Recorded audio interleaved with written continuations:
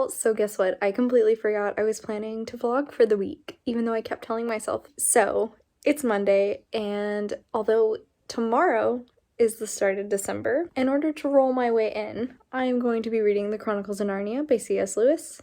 This absolutely beautiful Barnes & Noble edition that I have. Yes, I'm going to say it every single time. I have started into The Magician's Nephew, and wow, the nostalgia is so real.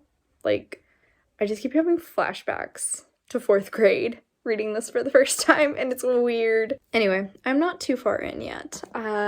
We have met Diggory and Polly, who are the main characters in the first book, and I believe, if memory serves, Diggory is the old man who actually adopts the Pevenses. Yeah, we've also met Jadis, who is the White Queen, the bad guy. You know, there's tons of allusions and metaphors to Christianity. Probably not going to talk about any of that because personally I just prefer reading this as a children's fantasy book. I think it's fun on its own. I don't really want to do a deep dive into that because this isn't for a theology course or an English class even. I'm just reading this for booktube and my own enjoyment. I made my parents watch some Umbrella Academy. We are almost done with season 2, which means after we finish this, we can officially jump into Christmas movies. Oh yeah.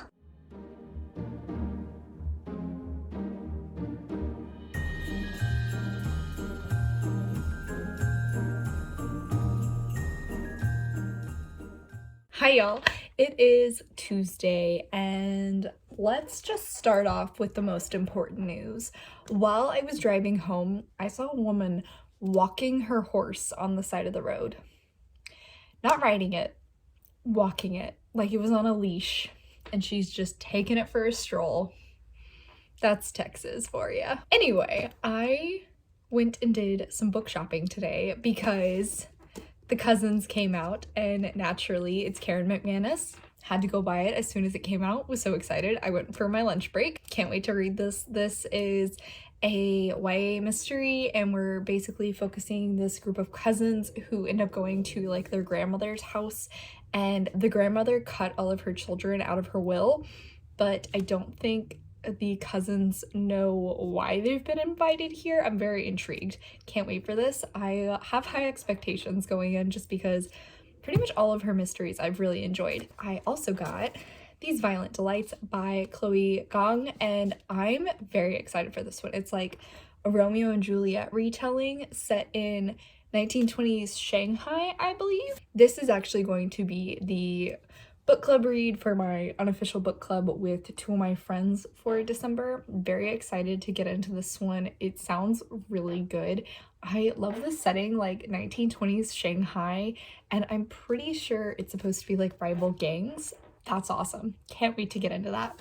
I've also hit the halfway point in The Lion, the Witch, and the Wardrobe, and I have to say, continue to just be like so whimsical and enjoyable throughout this. I love like the sassiness of Edmund. I know he's supposed to be the worst in The Lion, the Witch, and the Wardrobe, but at sometimes it's just a little too relatable. Like him being tired of pretending to not be tired, or him just getting grouchy because he's hungry. Edmund's actually one of my like favorite characters because I think he has a very good redemption arc in the end. Gotta appreciate a good redemption arc. I mean, come on, it's always fun when you hate them in the beginning and then later they're like your absolute favorite and a total badass.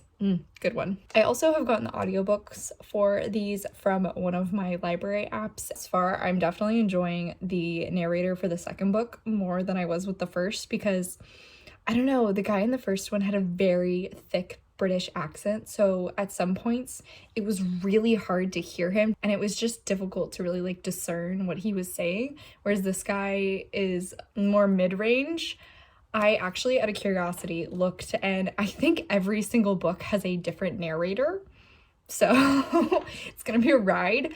But the last book is Patrick Stewart, and that has me so excited. I cannot wait to get to that one because Patrick Stewart just reading in my ear the entire time. Yes, please. I had a very busy work day today, and I'm gonna have a very busy work day tomorrow as well. So I'm gonna try and get some editing done from yesterday because I didn't do it last night.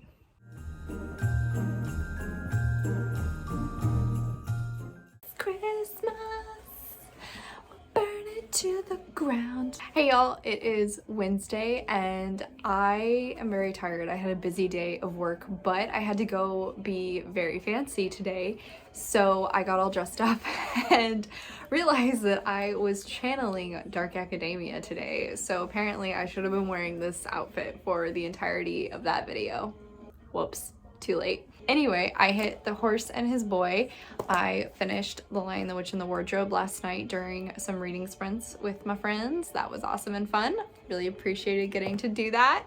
Shout out to you guys if you're watching this. I continued to love Edmund. You gotta appreciate that he like runs headfirst in the battle and like is the one to officially go up against the White Witch and her wand to try and save everybody else. He takes a serious turn from when we first meet him. I also just thought it was really funny that given that these are fantasy books, the actual focus on war in this was very minimal, or excuse me, in The Lion, the Witch, and the Wardrobe was very minimal. The Horse and His Boy I think is definitely my least favorite so far, just because you can definitely tell there's like a little bit of racial stereotyping and a bit insensitivity to Middle Easterners. I do appreciate that we get to see a female character who's kind of like pulling a Mulan. She's wearing her brother's armor and is running away because she didn't want to marry this old guy. It is movie night, and even though it is my choice, I don't know what I want us to watch tonight. Part of me wants to make my friends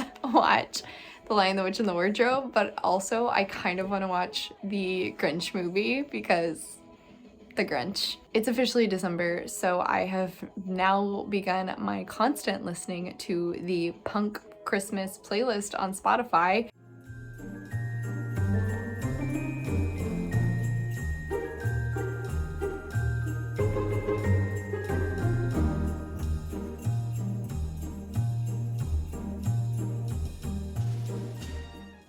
Hey y'all, so it's Thursday and we're having a little new setup. We're doing it in front of the fire because it's cold and we're adding a little atmosphere to the video.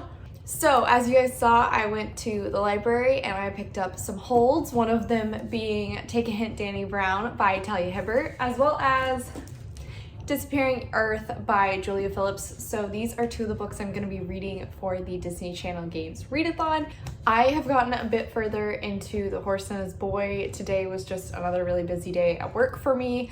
My YouTube watch list is also insanely long, so I was trying to kind of work through some of that when I had time. But I think I've surpassed the halfway point in The Horse and His Boy now. I'm still not liking this one as much as the others. We do get to see a bit of the Penn's children when they are adults. I don't think we see Lucy. We see Edmund and Susan and Peter though. And Susan has been betrothed to a man who is awful, basically. And our main character, Shasta, gets mistaken for a boy who's like friends with Susan, I think. And apparently they're supposed to look incredibly alike. So that's kind of how we get to see the Pevenses, because he is taken in thinking that he's this other kid. I think his name's Prince Corin, pretty sure. Fairly certain I skipped this one when I was younger, or I like skimmed it because there isn't a lot going on. Basically, Shasta is just running away and hello! Are you gonna come up here? No? Come on. We got a pupper. She's in her little sweater because it's cold out. I don't know, I just think like the White Witch, Jadis, is a much more interesting villain because it's very much that whole situation of like she thinks she's in the right. So, you know, more interesting than just a bunch of guys who are clearly racial stereotypes of Middle Easterners. In the meantime, I'm gonna be going over to my brother's because it's Thursday, so we're gonna be watching some more Star Wars Rebels. Might be having tacos for dinner, which will mean I have had Mexican food for the last 3 meals in a row.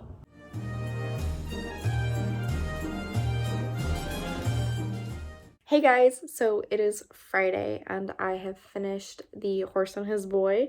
I kind of just wanted to talk about a few lines. So there was this one that I did appreciate because it showcases how Lucy and Susan are just as much warriors in Narnia as Edmund and Peter, in which they're talking about how Lucy will ride into wars with the archers, and even though Susan doesn't, she's actually an excellent archer as well, and I just appreciate that. Similar fantasy stories, we don't see a ton of like strong female characters. Also, we got a line later that just made me happy because it's referencing my baby Edmund, in which he's discussing how even a traitor can mend his ways.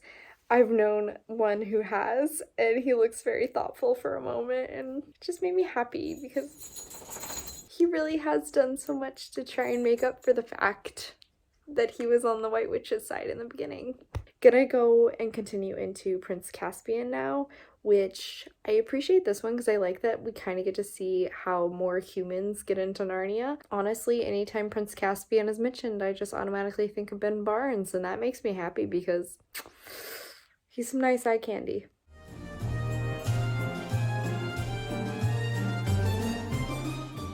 Hey y'all, so it is Saturday and I have gotten a bit farther into reading. I am probably around the halfway point, but I am in chapter 8 of Prince Caspian, and once again I'm just like finding little things that are reminding me why Caspian is my favorite.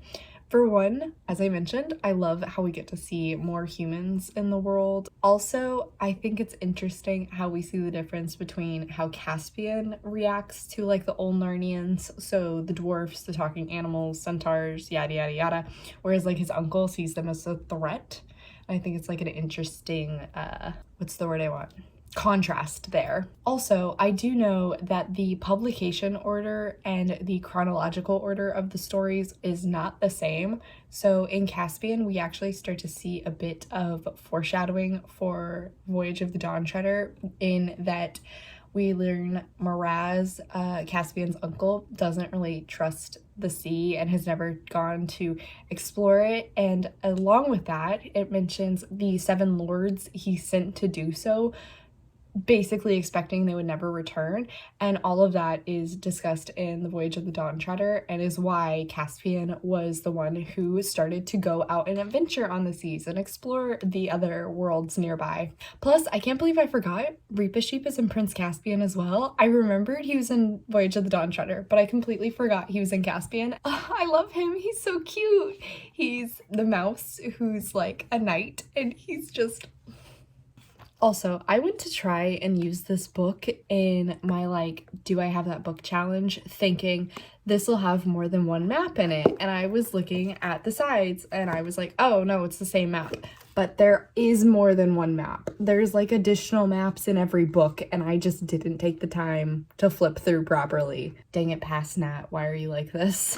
I need to finish editing this vlog because I have barely edited anything at all.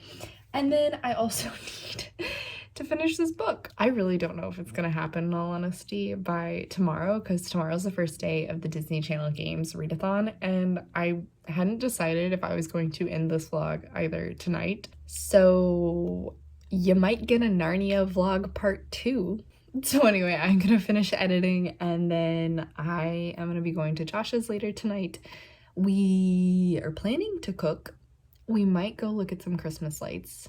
I don't know yet. We also might watch that new Hulu Christmas movie with Dan Levy and Kristen Stewart, because I love Dan Levy and Josh loves Kristen Stewart. So like, perfect movie for us. Hey guys, please excuse the mask knee that's going on. I didn't want to put in the effort to do makeup today because I'm just going to my boyfriend's and he knows what I look like. But I have finished Prince Caspian on the way over, and I think this one also has like a pretty sad ending compared to like all the books beforehand, because Susan and Peter have grown up and they don't get to return. And I like that C.S. Lewis did that because it really kind of showcases what will happen for the target audience of these books. You grow up, you start to lose your imagination and things like that, but at the same time I do think it's something they can always look back on and like have positive memories of. Yeah, I do like that aspect, even though it's like bittersweet. But I think I have come to the decision that I'm probably not going to get any more reading done tonight, And since the Disney Channel Games Readathon does start tomorrow, I think I'm just gonna stop here for now, and I will do a follow-up vlog for the rest of the Narnia series in like 2 weeks, I think, which will be after the Disney Channel Readathon, because I'm going to be doing weekly vlogs for those. On that note, I'm going to officially close out this vlog. Thank you so much for coming to my channel today, guys. I really appreciate it. Make sure to hit like and subscribe down below. I come out with videos on Monday and Friday, and I hope you continue to have a terrific day.